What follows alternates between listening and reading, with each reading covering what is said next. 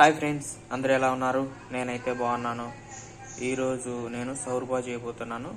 ఈ రంజాన్ అయిపోయినా కూడా సౌర్బా ఎందుకు చేస్తున్నానంటే, మా కోయటి వాళ్ళు రంజాన్ అయిపోయినా కూడా ఒక వారం అంతా ఫాస్టింగ్ ఉంటారు. అందుకని ఈరోజు నేను సౌర్బా చేస్తున్నాను. సౌర్బా ఎలా చేయాలనో చూద్దాం.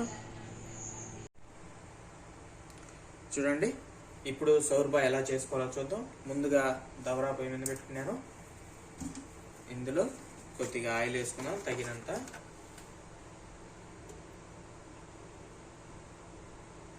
సరిపడగా ఆయిల్ వేసుకొని ఇందులో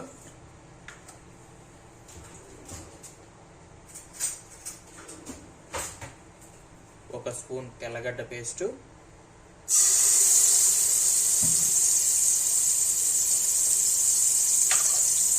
ఒక స్పూను అల్లం పేస్ట్ వేసుకొని పచ్చివాసన పోయేంత వరకు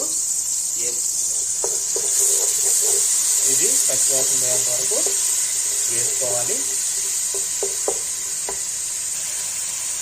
చూడండి, ఇప్పుడైతే అల్లం పేస్ట్ తెల్లగడ్డ పేస్ట్ వేగిపోయింది. ఇప్పుడు ఇది వచ్చేసి మ్యాగీ అంటారు, చికెన్ మసాలా. మన ఇండియాలో చికెన్ మసాలా మాదిరిగా ఇది మ్యాగీ అంటారు. ఇది ఒకటి వేసుకోవాలి.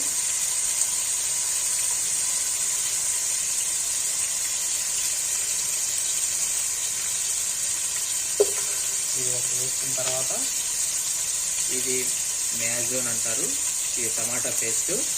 ఇది సగం ప్యాకెట్ వేసుకోవాలి.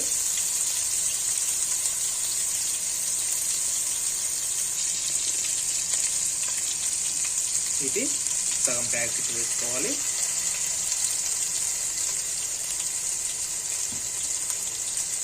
ఇప్పుడు ఇది కూడా కొద్దిగా వేసుకోవాలి.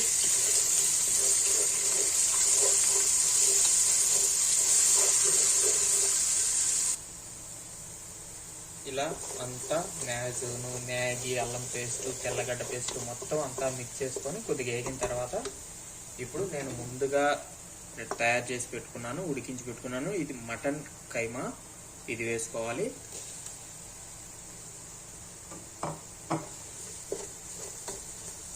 ఇది కూడా కొద్దిగా అంతా మిక్స్ చేసుకోవాలి.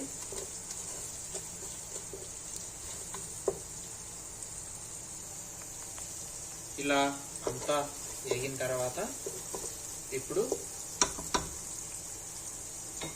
నేనైతే ముందుగా ఉడికించి పెట్టుకున్నాను. ఇది కందిపప్పు, 2 కప్పులు కందిపప్పు ఉడికించి పెట్టుకున్నాను. ఇది మిక్సీ ఆడుకోవాలి. ఇప్పుడు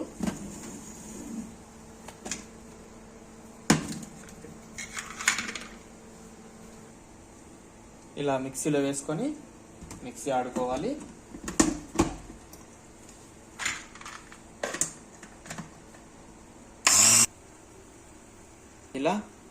ఇలా మెత్తగా మిక్సీ ఆడుకొని మనం ఇవన్నీ వేసుకున్నాం కదా, అందులో వేసేసుకోవాలి.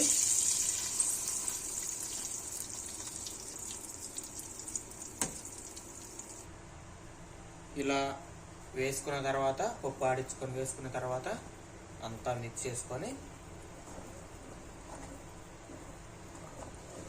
ఇప్పుడు ఇందులో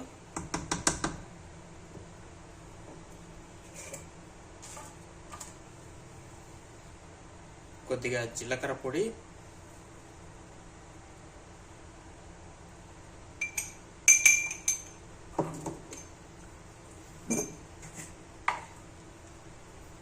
తగినంత సాల్ట్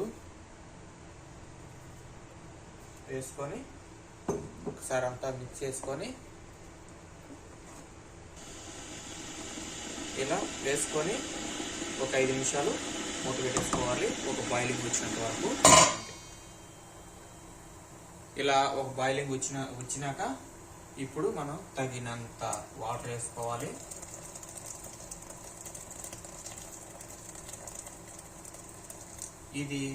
దీన్ని సౌర్బా వీళ్ళు సూప్ అంటారు. ఇది సూప్ కాబట్టి కొద్దిగా పలచగానే ఉండాలి, ఎక్కువ చిక్కగా ఉండకూడదు.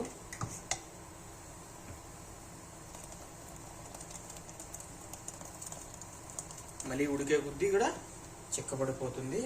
ముందుగానే కొద్దిగా పలుచగా చేసుకోవాలి.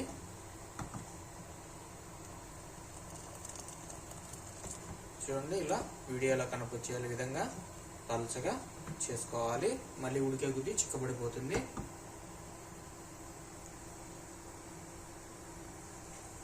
ఇలా వేసుకున్న తర్వాత చూడండి, పలుచగా ఉంది కదా, ఇలాగే ఉండాలి.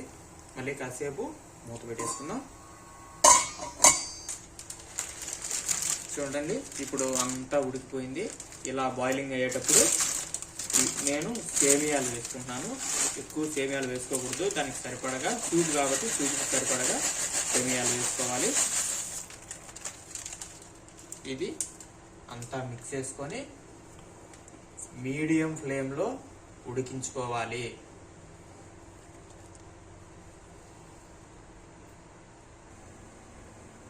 ఇప్పుడు సేమియాలు వేసాం కదా, సేమియాలు వేసిన తర్వాత మీడియం ఫ్లేమ్లో ఇలా చిన్నగా ఉడికించుకోవాలి, లేదంటే అడుగు అంటిపోతుంది. సేమియాలు ఉడికేంత వరకు కూడా మీడియం ఫ్లేమ్లోనే ఉడికించుకోవాలి. మళ్ళీ కాసేపు మూత పెట్టేసుకుందాం.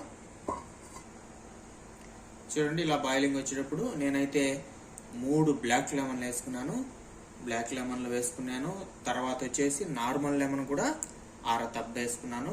1/2 దెబ్బ జ్యూస్ తీసుకొని వేసుకుంటున్నాను. టేస్ట్ ఉంటుంది. వేసుకుంటూ వేసుకోవచ్చు, లేకపోతే మానేసుకోవచ్చు. దాన్ని పులుగు బట్టి వేసుకోవాలి. బ్లాక్ లెమన్ మటుకు కంపల్సరీగా వేసుకోవాలి. బ్లాక్ లెమన్ వల్ల టేస్ట్ వస్తుంది.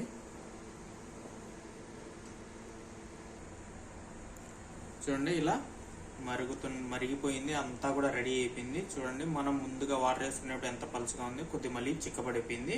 ఇదే మాదిరిగా ఉండాలి. చూడండి, షోర్బా రెడీ అయిపోయింది. ఎంతో చక్కగా రెడీ అయిపోయింది.